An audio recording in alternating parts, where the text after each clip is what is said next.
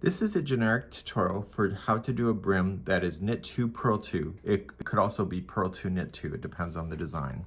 So we're going to start off with the slip knot. Remember, we have slower tutorials available here on the Knitting Crowd if you want specific information like that. You're going to insert your knitting needles. It is a circular here for the brim. And what we want to do is that I'm going to demonstrate a twist and transfer method. If you prefer a different method, then please do so. Okay, so this particular one, knit 2, purl 2, requires a multiple of 4. So no matter what your information that you have, it should be a multiple of 4 because there's 2 knit and 2 purl. So I'm going to wrap the back needle and I'm just going to bring it through. And so we have a slower video available for this concept if you want it.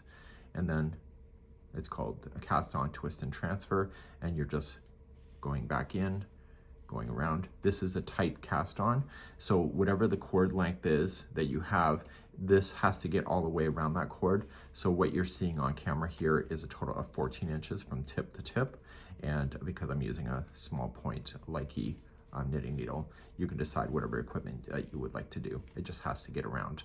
So cast on the number that is suggested in the video or in the tutorial, or even in the written pattern. As long as it's a multiple of 4, this will work, and I'll see you in just a few seconds from now.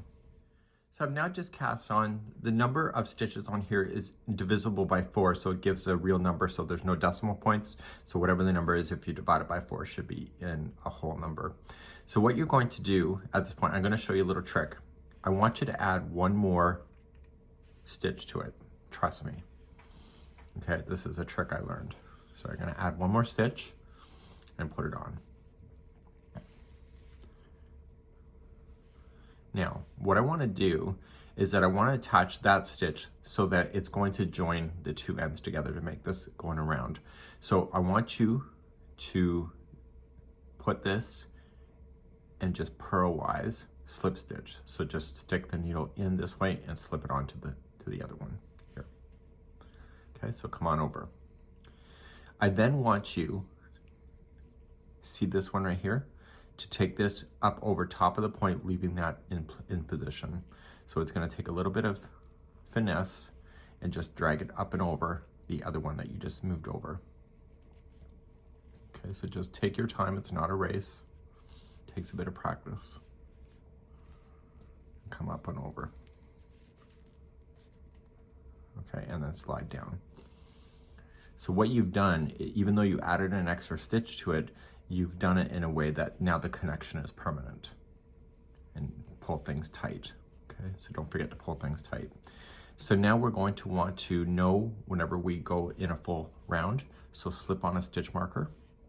And in this case, we are doing a knit 2, purl 2, and if the pattern says purl 2, knit 2, it's still the same, it's still divisible by 4. So in this case, we're going to knit the first 2, and when you knit the first 2, make sure it's tight. Okay, so just use your finger, and when you knit, just kind of pull up on it, and then knit the next one as well. Of the brims, I prefer knit 2, purl 2. That's one thing I've learned so far in knitting. So once you have that done, the next 2 are going to be purl, so move the yarn from behind in the front, and purl the next 2. And you don't have to tug on those tight like you did in the first 2. Okay, it's just because you were attaching and making it into a permanent circle. So the goal is that as you push up on this needle, you are going to push down on this one, and it will come around the cord and back around.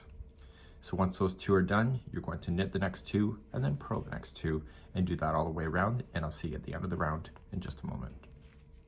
So I'm coming all the way around, and because I started with the knit 2, the last 2 stitches before the stitch marker should be a purl 2. So if the pattern said that you had to start with purl 2 and finish with knit 2, then knit 2 would be then your last before you're ending the round. Okay, so it works either way. So now this stitch marker, you're going to just transfer it over and then begin a new round. So you now have everything worked out. So if the stitch count did not work out and something happened and you didn't have the right number when you came all the way around, if you look at it, do you see that these stitches come straight on up? This was a knit stitch, And the ones with the horizontal here, these are the purls. So you should be able to see 2, 2, 2, everything's in sets of 2 in order to help you identify your stitches. So in case that you screwed up somewhere, if you just scan through that, you'll be able to tell which was which when you did it. So when you start another round, the first 2 stitches are really important on the second round, but then the rest of it, when you're going round and round, it won't matter so much. It's just because you did the join in the last round from here. So the first 2 will be a knit stitch because that's how we started. Okay, so once you have the first one done, pull up on it tight, tight, tight, and then do the next one, wrap and coming through, and also pull that one tight. So the first 2 is the opportunity to pull tight, and the rest of it won't matter so much.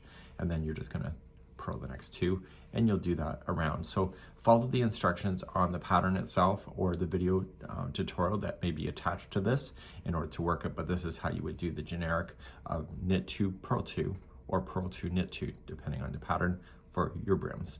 And that's it for now.